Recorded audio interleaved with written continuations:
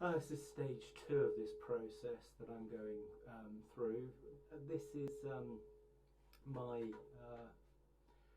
Mac. I'm recording this on a screen capture. I've done one earlier where I've played some of my acoustics, my Taylor, my Simon & Patrick, a little bit of my Birdland as well, just unplugged.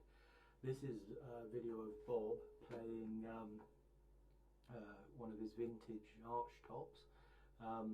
And the question is whether, you know, the tone of Taylor's is lifeless. I say that the tone is certainly different, and to many people's ears they prefer a more vintage tone. Nothing wrong with that. I mean, I'm sort of, you know, I like vintage tones too, but to like or prefer vintage tone doesn't negate what you get with a modern guitar, even with a bolt-on neck like a Taylor.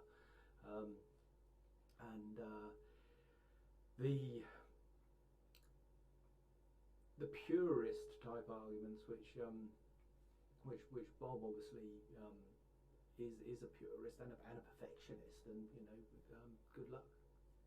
You know, the point about those degrees of perfection, if you like, they're kind of imperceptible in many respects, unless you analyse in what we're doing here.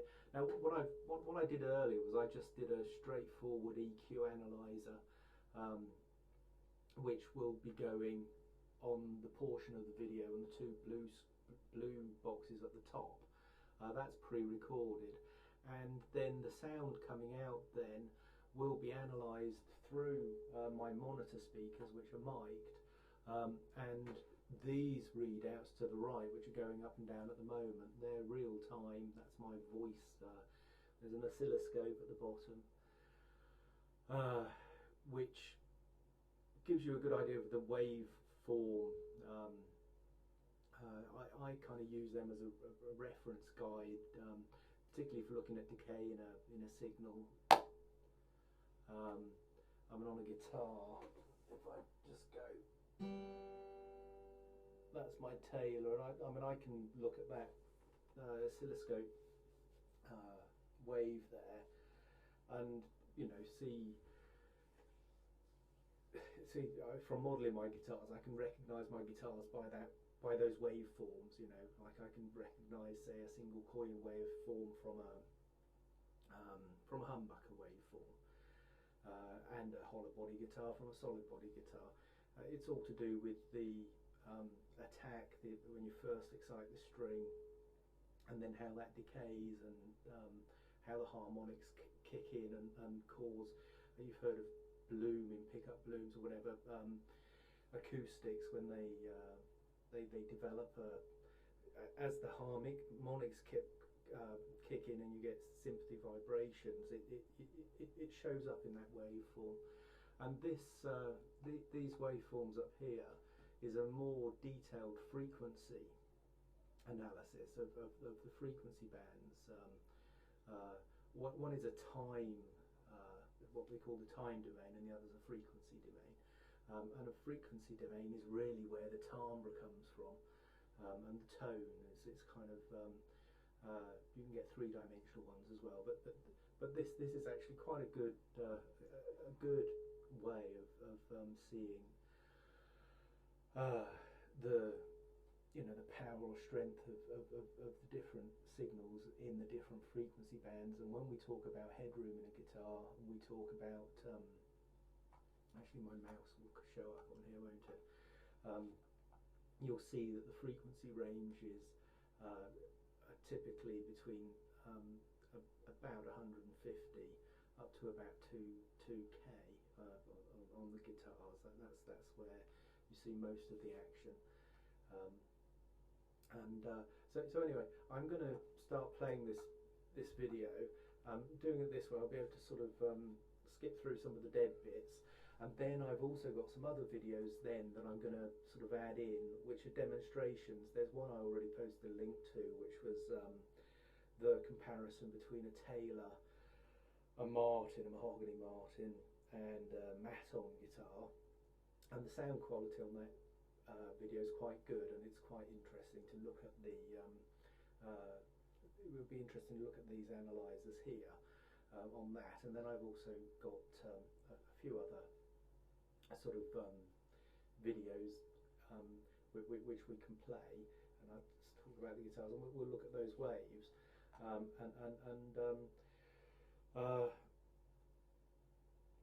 kind of put a bit more meat on the bones, really. To me, it just isn't satisfactory to sort of say, oh, if you listen to such and such a record, you will hear, you know, that Bob has said to me, you know, if you've never eaten steak, you don't know that a hamburger isn't as good as it gets. And my view is, well, sometimes I want a hamburger. Sometimes, I mean, I would answer Jack White, who's probably one of the most influential modern guitarists, a fantastic guitarist he is too, plays all sorts of instruments, vintage and beat up old things, C6 Steve, and what they get out of their instruments is really just the inventiveness going with it. You know, what's a diddly bow? I mean, this is the thing, the idea of sort of saying, you know, the only good country or folk or rock or blues is on a vintage instrument. I think that's complete nonsense. You know, people want to collect them. Some people do prefer the sound of them. I have some vintage instruments. I have some modern instruments, and I use them for different things. And one is not better than the other. They're just different. Some are more expensive than others, but the token of money value ascribed to this sort of thing, I'm afraid, is not a good measure of quality. It's not a qualitative judgment. You know, it's a supply and demand thing up to a point, but even that is kind of spurious. But this is empirical. So anyway, let's see how we get on. Source in Sweden. This is Bob here from Baxter's Guitars, and it's actually Bob makes these wonderful conversions of old sort of guitars, which are rebraced, basically rebuilt, and come out sounding lovely. Well, I've been involved in a discussion with Bob online. Bob feels that Taylor guitars, which I have one here, with their bolt-on neck, the lacquer used for finishing, etc., that they don't have what he describes as headroom. And headroom is to do with when you're playing loud or playing hard, whether the guitar can still give frequency definition, and it doesn't just get all muddy. This is why I have here an analyzer of the frequency response that is going into my microphones in this room, and this room is mic'd. I've got these set up for the two acoustics that I'm going to play. I've got an SM57 here and an AKG 1000 condenser mic, which is just generally in front of the guitar. I've not mic'd for performance level, but you do get the frequency responses, and they're pretty accurate. And then I've got two microphones, SM58 type microphones, on my studio monitors over here, and that's where Bob's playing will come out. So what I'm going to do actually is just play through Bob's video here, and I might pause it occasionally and just point out, you know, what I'm seeing in the frequency response.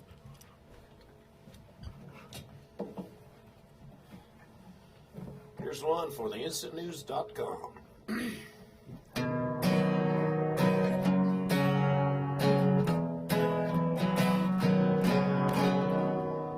Bob goes to church every Sunday that the fish ain't biting. Bob never has had a dinner with the preacher, 'cause Bob never bothered getting married. He likes a drink of beer too every now and again. He always had more dog than he ever had friends. Bob ain't lying in the loafers.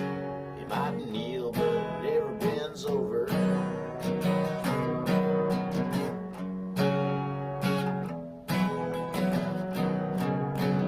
Bob takes care of his mama. She's the only one he lets call Robert. She don't drive anymore, so he takes her to the store. Keeps her yard looking just like she wants it. Every week at the beauty shop, Bob's mama hears of another woman's made another man disappear. Robert ain't exactly scared of women. He just got his own way of living. Right, I'm going to pause that there, and you'll notice how the frequency responses are in a band between 200 Hertz and probably 3000 Hertz.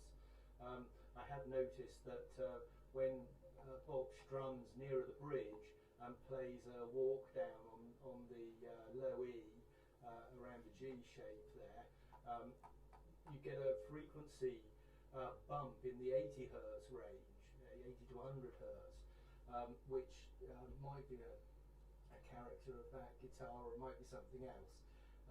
So anyway, that's that. Now I'm just going to do these other two, the guitars that I've got here. We'll start with the Taylor. Now, just I listened to Bob's thing earlier and then had this idea to do this video.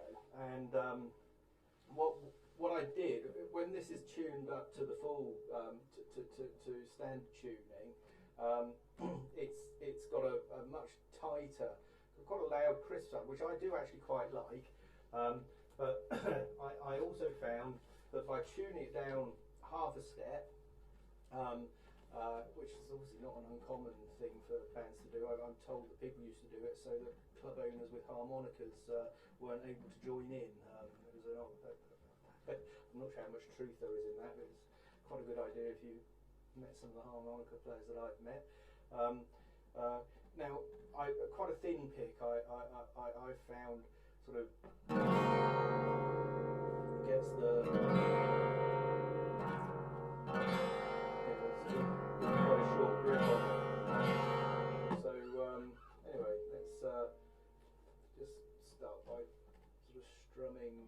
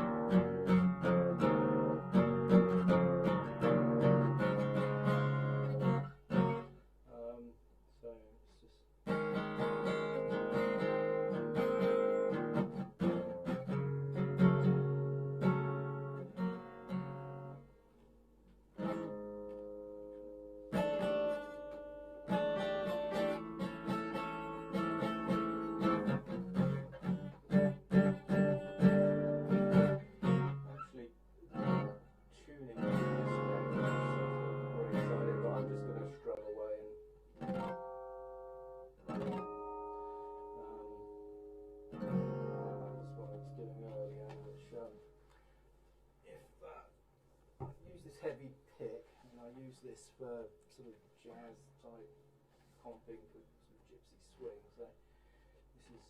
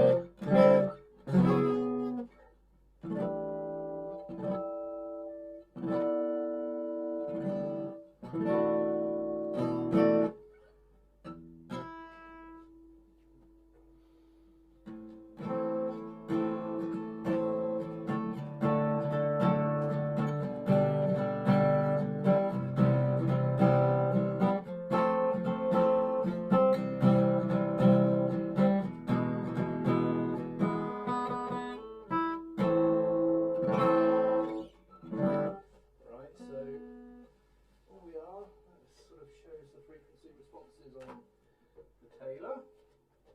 This is my Simon and Patrick. Again, it's tuned down half a step, so let's do a bit with it down half a step. With this item here.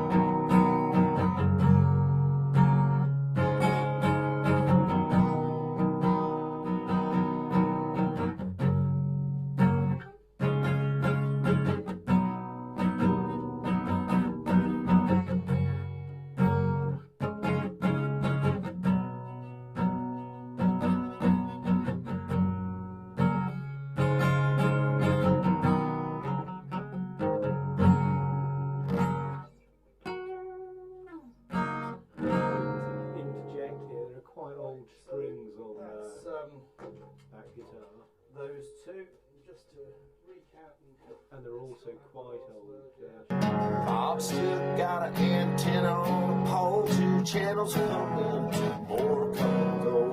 He used to watch the news, but he don't anymore. Ain't none of the news the same as before. The reason all any of it's any good for is keeping everybody bored till there ain't nobody like Bob anymore.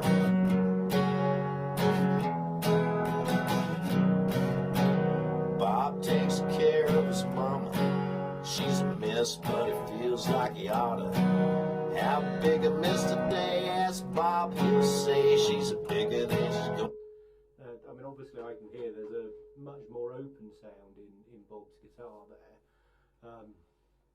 which I'm guessing it's got mahogany back and a spruce top, and obviously an arch top as well, so they are louder, and I think they are more tightly strung. Perhaps, beautiful sounding guitar, I must say. It's a lovely sounding guitar, and as I said the other day, I mean, on the thing I'm going to play in a minute, which is the comparison of the Matten Taylor and the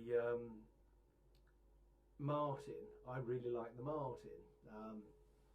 Maybe it's the the mahogany, the famous warmth from mahogany that you get. It's again, though, as I say,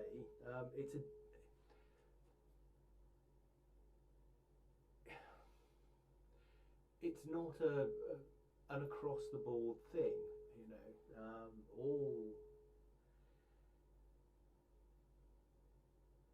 older guitars obviously don't have the same tone as all new guitars, and all old guitars aren't as a group better than all new guitars, and it's ludicrous to say that all of one brand of X is better than all of one brand of Y. Of course, it's the terrible thing about gas, isn't it? You kind of hear a sound and think, oh well, I like that sound. Now, on the sound side of things, clearly if you're playing an acoustic guitar and you're sort of strumming away, and that's it, you can really only adjust the sound by maybe down tuning the guitar, using a different plectrum, strumming in a different way or in a different place. More permanently, you can try a different gauge of string. Obviously, you can change the what the saddle of the bridge, or if there's and also the nut as well. So there are a bunch of things that you can do that will change how a guitar actually is, and go for a different result from the same guitar. There's a comment in this thread that's just gone up, sort of saying that I wouldn't trade my J1 cheapy Martin for any Taylor, ever made. Well, that might be so. I mean, I've got a clip coming up of one of those, and they do sound lovely. And if that's what you want to play, then fair enough. I mean, I've got a parlour guitar model on my Variax 300, which I obviously had to play that amplified, and I thought I might have a go at that, except this video is likely to go on a lot longer if I do. But let's just carry on and see where we go and get these scopes back up again, just to get a good flavor. It's gonna be a lot of. He likes to drink a beer or two every now and again. He always had more dogs than he ever had friends. Bob ain't light in the loafers. He might kneel, but he never bends over. Right. Okay. Well, I think that's enough, really, just with Bob playing an excerpt of that guitar and me playing some of my guitars and explaining, well, kind of explaining, I think, is it's clearly when you're playing, you want to play, and when you're looking at readouts and stuff, it's not the ideal thing, but it does give an idea, because if you listen to the sort of general turn, I mean, my take on this is that clearly Bob's playing an arch top there, and they have a different character. I mean, I could go and grab my Birdland and play that. In fact, I'm going to do that. Right, at this point I'm just going to interject and just a bit of analysis going on. I'll skip forward to where my Birdland is in a minute. But just looking at the readout here, if we just go back here a couple of points, let's get Bob's guitar going again, and me playing some of my guitars and explaining going on.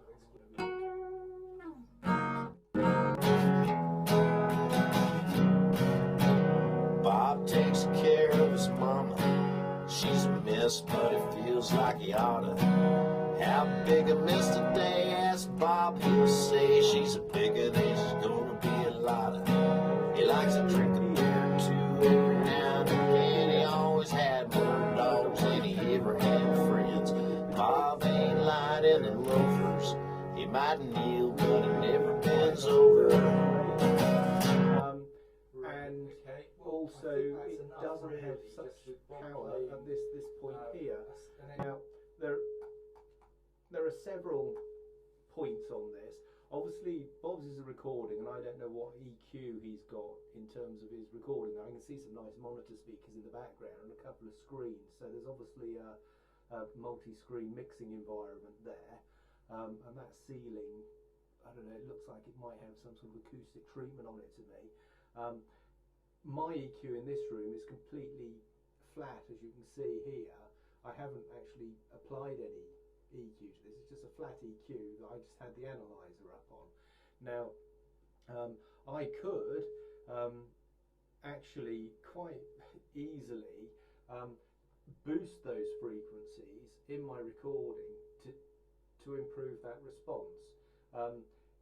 And obviously, if I was recording and mixing guitars, to do a say a proper video on YouTube, or to say broadcast a live performance on YouTube for someone, then obviously that sort of attention to detail one would and can go into. And obviously, if you're recording and mixing for a commercial record release, of course you would do that too. Now, that's also something which also I've looked at a lot from the modelling side of things, because you with amp sims and modelling pickups and what have you, you do apply EQ to your models, and you can actually create something more than the analog, if you like,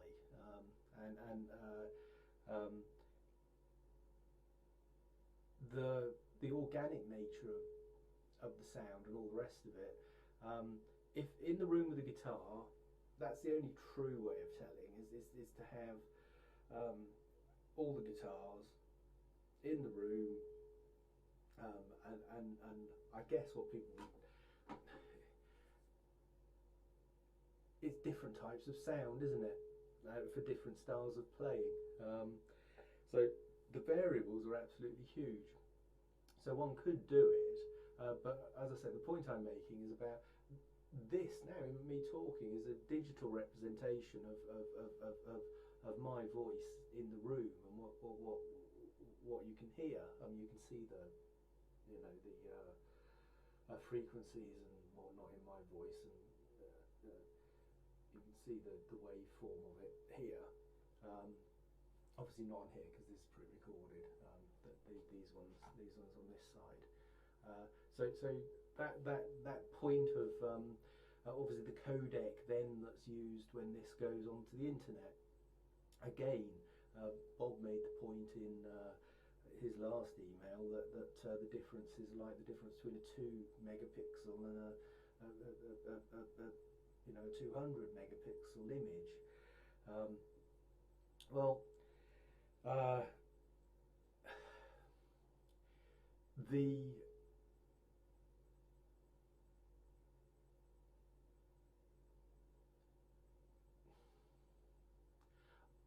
I think the marginal increases for the additional effort do become, really very small, and the improvements are so profound that most people can't hear them. I'm pretty convinced of that.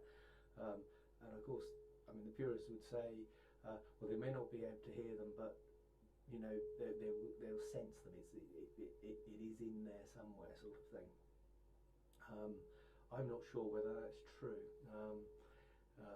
Certainly if it's in a mix of a whole bunch of other stuff as well, and then with all the other stuff in the signal chain, once you get into amplification, recording and broadcasting, it's just a different ball game.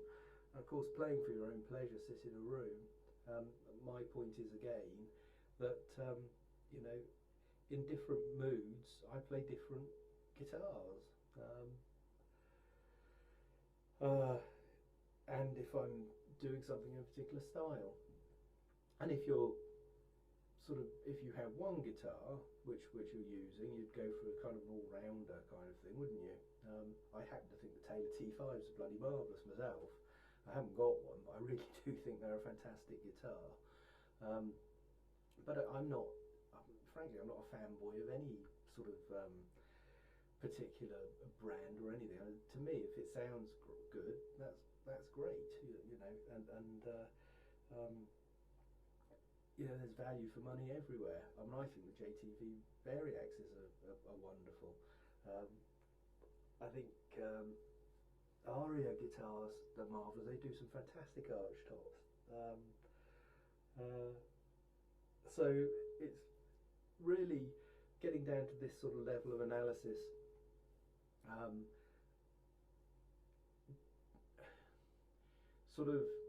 I don't know. To me, it kind of blows a lot of the mythology out of the window, and the idea that older wood is better because it came from older trees. That one doesn't take long to sort of kind of point out some of the fallacies that sort of really do sort of come from that. The time of year that the tree is felled, even what day of the month, will make a huge difference, because obviously if the sap's rising, the wood's going to take longer to dry out, and it has to dry out more. So if it's felled in the winter when the sap is out of the wood, and then the drying process starts from there, then that wood is going to be more stable. Well, that makes sense, doesn't it? But of course, if you tell someone, if you start sort of putting what sort of phase of the moon your tone wood was cut down or felled in, people start calling you kind of crazy. But that makes a hell of a lot more sense than you know, setting your store by sticking your guitar in front of a, you know, an amplifier or something. I mean, play the bloody things, isn't it, really? And you know, if it makes you happy to stick it in front of your speakers and all the rest of it, then great. I haven't got it. I've got sort of, you know, I say why not? I mean, I think twice before going out and spending $175 or whatever it is on one of those tone right things to put on the strings near the bridge. But anyway, let's just carry on now. The next back guitar, and me playing some of my guitars and explaining, kind of explaining, I think you're going to play that. In fact, I'm going to do that. Yeah, so I'm just going to get my bird ones. So I'll just get That tune pretty brilliantly, actually. I've got a 64 ES330 as well, which sounds quite nice. These are full 100 bodies. So I was explaining some of the wear on this. It's from 1968, and it's a real sort of brawler. The back's okay, but it's obviously been sort of rested on the floor and stuff rather than on a stand. And but I really love this thing. So let's.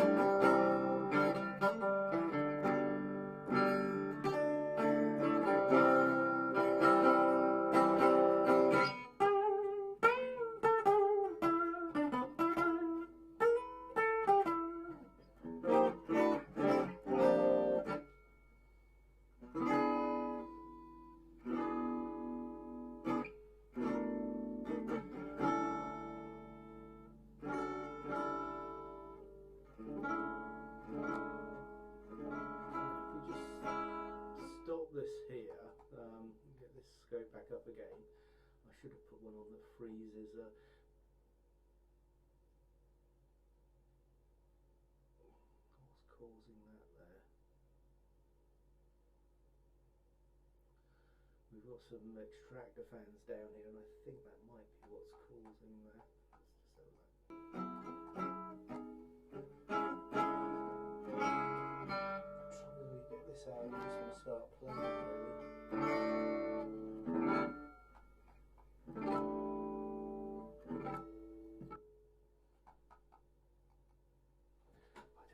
Has the washing machine come on?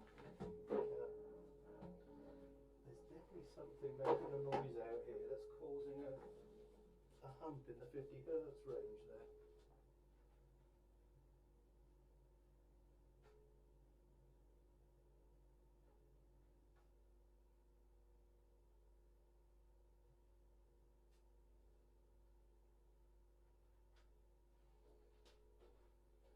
No, it's still there. What the hell's causing that then?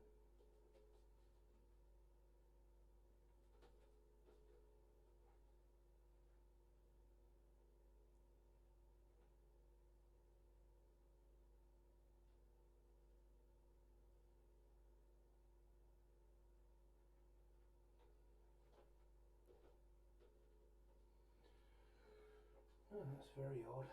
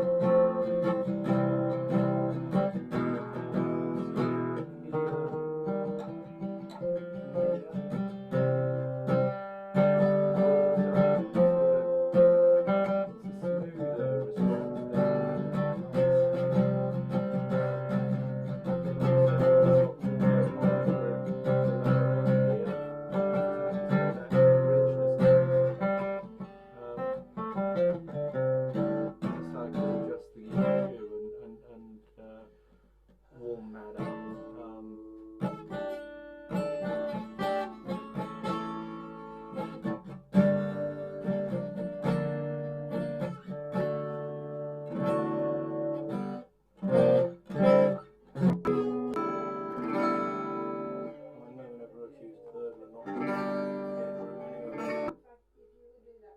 Yeah, okay. Yeah. So I'm actually in the middle of recording something. I'll go and do it. No, I'm going to go and do it.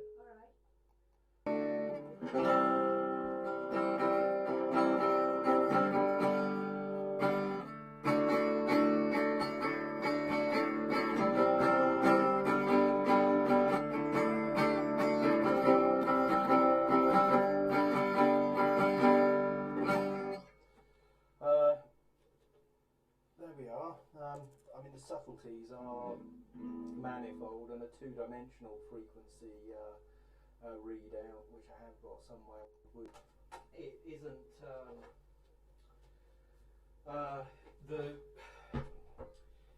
timbre or tone is an interesting concept, and when you get into the idea of, I mean, sound is multi-dimensional. Essentially it's three-dimensional, so you have to think in terms of geometry rather in terms of the linear sort of idea, and it's different guitars have different spicing, if we put it like that, and older guitars are spiced in a different way. I mean, they're all different too, but I think there are a lot of fallacies, and I personally like to, you know, have a little look, get a few scopes up, and actually do it.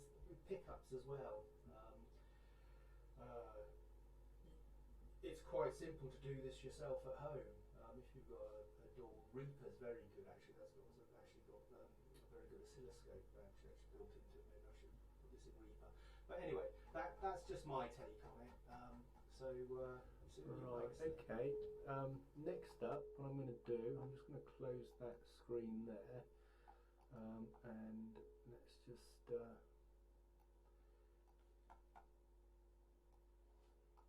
let's see what's happening here. What's happened?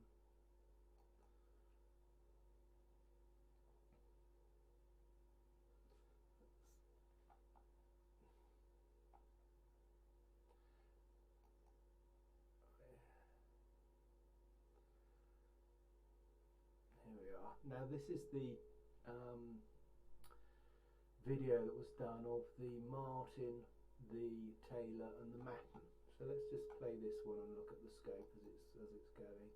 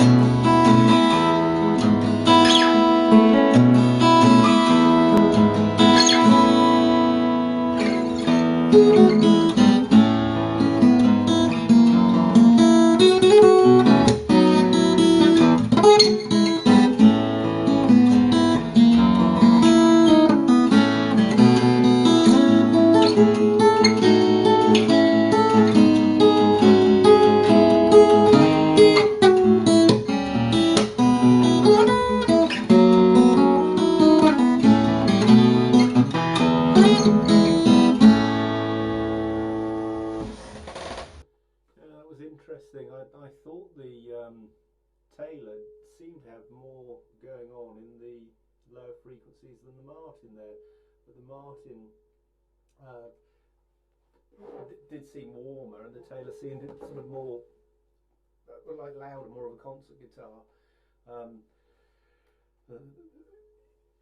And that's a matter of taste. I mean, I could see the Martin cutting through in a mix much more than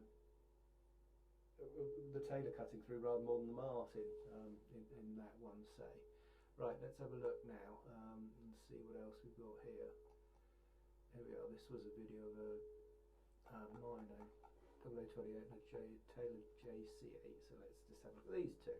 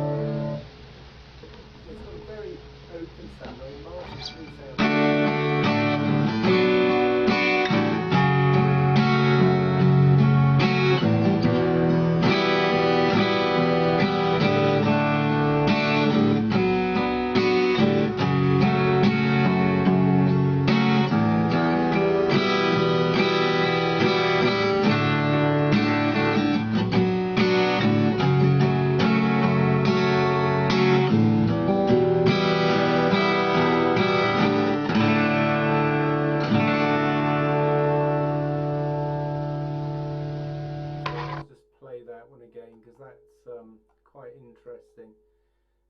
Obviously this guy knows his tail.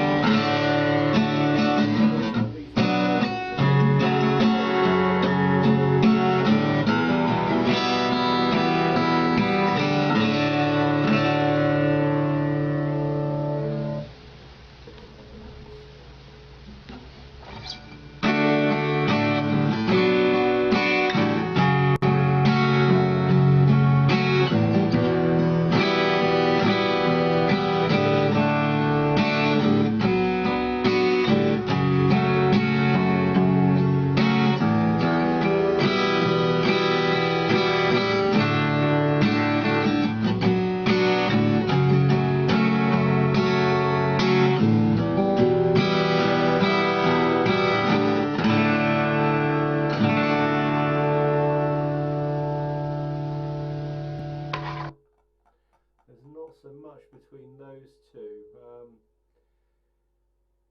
They sound different, obviously, but they are more similar, and I think there does seem to be more treble separation, really, with the Martin than the Taylor in that one, I would say. I mean, they've both got that sort of concert, what I used to call a concert grand kind of sound going on. What else did we have?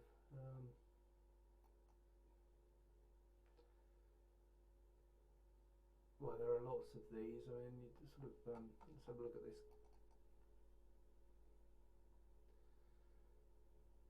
Gibson J45 and see how that.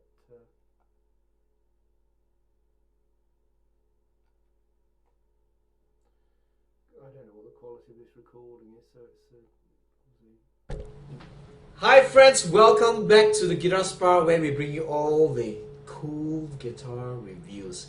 And my name is Jarvis, and today we have one special guitar that just came in. recently, and it looks familiar if you look at the sunburst on this finish on the top. But this is not your all beautiful head plate. Is an ebony head plate with a custom wood here, and the standard JD45 is that it's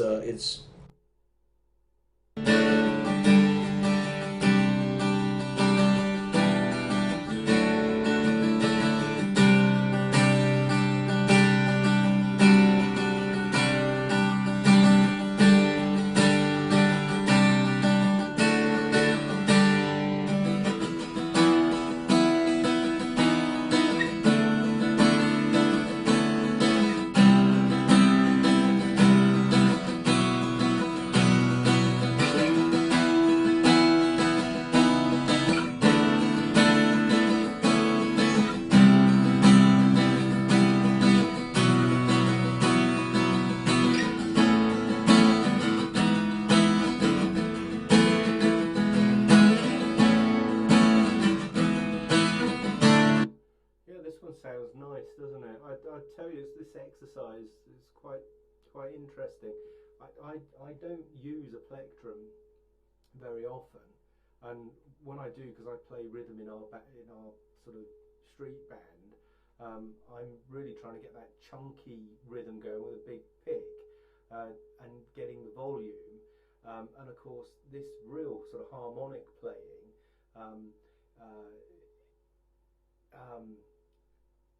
Sort of, you know, unaccompanied type stuff. I've noticed the guys are using a much lighter pick, and really getting those sort of second and third and fourth harmonics, whatever, going as they strum, kind of feathering the string, if you like. I mean, it's not a pinched harmonic exactly, but it's a real kind of almost like a flicking of the string to really get that nice water. So I'm actually sort of just picking up some sort of strumming technique watching this, these guys playing, which is quite it's quite a handy exercise. There we are. That's a nice guitar, that one. I like the sound of that one. So there we are. So that was a nice guitar, I thought. A few nice Martins. I think the Taylor's nice too. My own two guitars. I mean, I do like how they sound. I'm gonna just have a little strum now, actually, here, and actually see if I can do a bit of picking.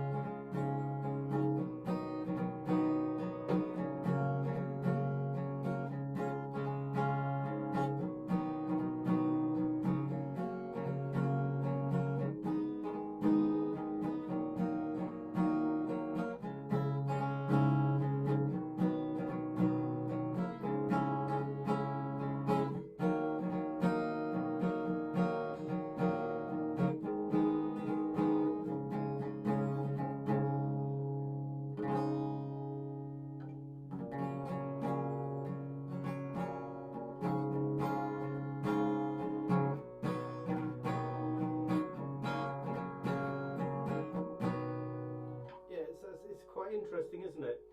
That's a real sort of flimsy pick where you get that sort of strum. This is a harder pick.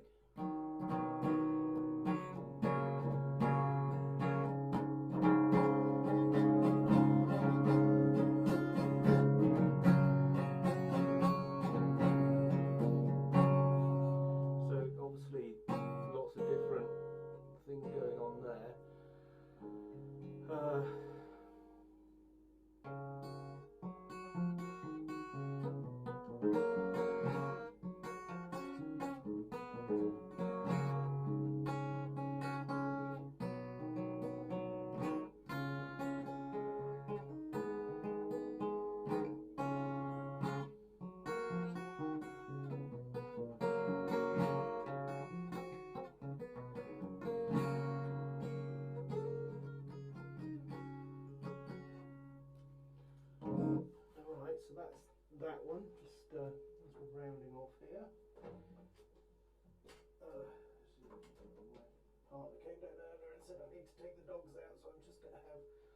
one last strum on here.